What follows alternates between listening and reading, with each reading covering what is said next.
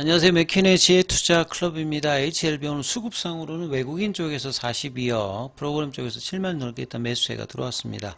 계열 종목인 생명과학, 제약, 테라피틱스, 글로벌 차트론까지 한번 살펴보도록 하겠습니다. 자, 어제 이어서 이제 HLB 사이언스 기사가 이제 하루 종일 좀 많이 나왔는데요. 다시 한번 좀 이 부분 살펴보겠습니다. 사이언스는 이제 본래 이제 단디 바이오죠. 이제 박영민 이제 대표는 이제 뭐 다른 쪽으로 가서 좀 일을 하고 있는 상황입니다만, 2018년도에 HLB 글로벌 쪽, 그 당시 이제 넥스트 사이언스 쪽으로 이제 자회사 형태로 가서 이 연구 중심이다 보니까 자금 부족으로 임상 진행이 좀 원활하지 못했습니다만 HLB 계열로 들어와서 자금 수요를 받으면서 임상을 진행을 하고 있죠.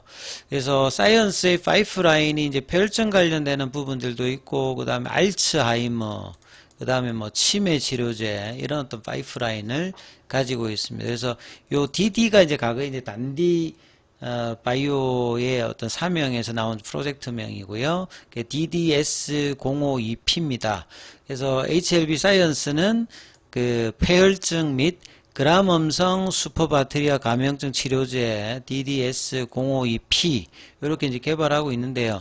그람음성은 이제 어제도 설명을 좀 해드렸는데 대표적인 이제 그람음성균이 슈퍼박테리아도 뭐 여기 해당되고 그다음에 뭐 대장균, 살모넬라균, 이질균, 녹농균 이런 부분들이 세포벽은 있는데 이제 그람 양성균보다는 좀 얇아서 그 여기에 이제 염색이 좀 잘 안 되는 게 이제 글라음음성균의 특별적인 부분이고, 그 세포벽에 있는 부분들이 이제 엔독신 관련되는 부분, 독성이 이제 있습니다. 요게 이제 그 균 자체가 사멸할 때 이제 나와서 몸 안에 있는 사이토카인 관련되는 염증이 전신 반영으로 혈액을 돌면서 나타나서 폐혈증 같은 경우에는 거의 그 사망률 자체가 30% 이상 넘고, 대표적인 이제 약 자체가 좀 없어요. 과거에 이제 일라릴리의 지그리스가 10년간 판매되다가 이제 독성 문제로 2011년도부터는 철수를 한 상황입니다. 그러다 보니까 이제 이 폐혈증을 일으키는 그람음성 관련되는 부분이 있기 때문에 폐혈증에도 쓸 수 있고, 그람음성 슈퍼박테리아 감염증 치료제로도 하고 있고, 그래서 이제 프랑스 및 미국 임상 투약이 일단은 완료되었다. 그래서 투약 완료 후에 임상의 최종 결과 보고서 뭐 탑라인뿐만 아니라 전체 풀데이터가 클리니컬 스타디 리포터가 8월 말에 CRO부터 이제 전해진다, 이런 내용이라고 보시면 되겠습니다. 그래서 일상은 보통 건강한 대상자를 통해서 약의 안전성, 그 다음에 내약성은 이제 이 약물을 그 투여받는 임상 환자들이 견딜 수 있는 정도라고 봐야 됩니다. 이 내약성이 뛰어나야 뭐 약의 어떤 복용량들을 증가시킬 수 있겠죠. 그 다음에 약물 동태는 약이 이제 몸 안에 들어가서 어떻게 흡수되고 그 대사를 되어서 이제 배설 흡수하면서 배설되는지 이런 부분을 확인하기 위해서 단일 용량 및 다중 용량 상승 형태로 이제 투약을 해보는, 이런 게 정해지면 정하기 위해서 하는 임상은 임상 이상이라고 봐야 되겠죠. 프랑스에서 시작되어서 개별 타당성 확보 검토를 해서 미국에서 마무리되었다. 현재 본격적인 이제 임상 데이터 분석 절차를 진행하고 있고, 데이터 락업이 완료되었다는 부분들은 이제 CRO에 들어가서 락업이 완료되었으니까 락업을 위해 보통 이제 뭐 한 달 이내에 최종 풀 데이터가 나온다라고 봐야 되겠죠. 미국 같은 경우에는 현재 락업을 진행 중이다. 이제 이런 상태에서 전체 CRS가 8월 말에 수령한다, 이렇게 봐야 되겠죠. 자, 향후에 이제 글로벌 제약사와 기술 이전 공동개발 통해서 제품화하는 목표다.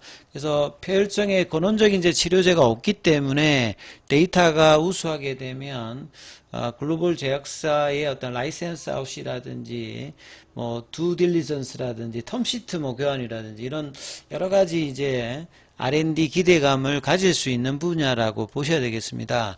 요 이제 박영민 대표가 이제 가게에 있었을 때부터 이제 개발했던 그 파이프라인이기 때문에 그렇습니다. 그리고 이 수포박테리아 감염은 보통 이제 병원 내에서 많이 이제 가라문성균 같은 경우에는 이제 감염을 많이 하는 부분이라고 보시면 되겠죠. 그래서 수십 년간 새로운 어떤 항생제 물질이 보고되지 않은 가운데 이 항생제 내성이 적절히 대응하지 못할 경우 2050년대에는 요런 이야기들은 뭐 과거부터 계속 많이 나왔던 부분인데 연간 1000만 명이 사망할 수도 있다.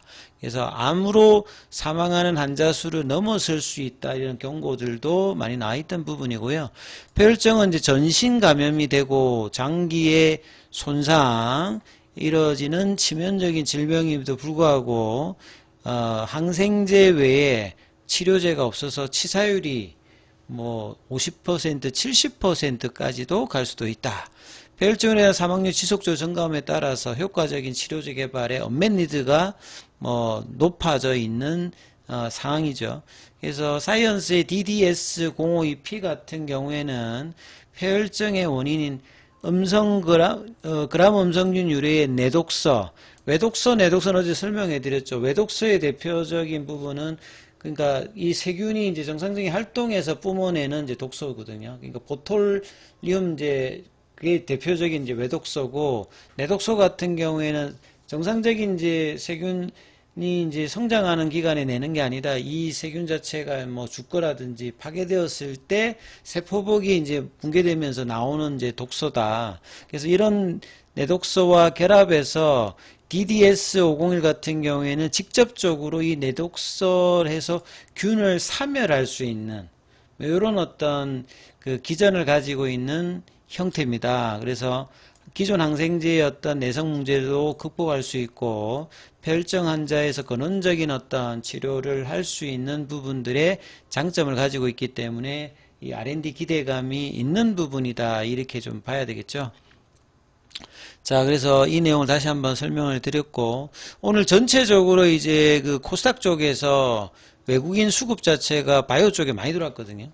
그러니까 펩트론이라든지 휴젤이라든지 알테오젠, 그 다음에 보시면 바이오 쪽에 들어온 게 뭐 신규의 인투쉘이라든지, 그 다음에 이제 HLB 쪽에도 42억 정도 들어오면서 전반적으로 지금 이제 지수가 계속 가고 있기 때문에 기존 섹터들이 하이닉스도 지금 한 일주 정도 좀 쉬고 있죠. 30만원 부근에서 한 10% 정도 조정을 그 며칠간 받으면서 뭐 그런 어떤 상태를 보여주고 있고, 그러다 보니까 조금 이제 밑단에서 좀 소외되었던 섹터들이 올리면서 지수를 끌어올리는 일종의 순환매 흐름들이 지금 나타나고 있습니다. 그래서 IT 쪽에서는 삼성전자가 올라갔고, 제약 쪽에서는 셀트리온 같은 경우도 어제 오늘 뭐 강한 흐름들을 지금 보여주고 있고, 코스닥에 있는 이 바이오 쪽 이제 시가총액 상위 쪽에 있는 종목들도 올라가 있는 부분들, 그리고 이제 뭐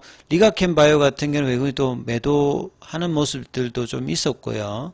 예, 그 다음에 이제 기관 쪽에서도 보시게 되면 뭐 리가켄 바이오, ABL 바이오, 알테오젠, 요런 어떤 바이오 쪽에 이제 뭐 D&D 파마텍이라든지 뭐 셀비온, 그 다음 펩트론, 올릭스, 인투셀, 요런 어떤 코스닥 쪽에서 이제 2차 전지 아니면 제약바이오 올라야 이제 코스닥 지수도 올라가기 때문에 이런 흐름들이 이제 조금 이제 이 지수대에서는 일어나고 있다.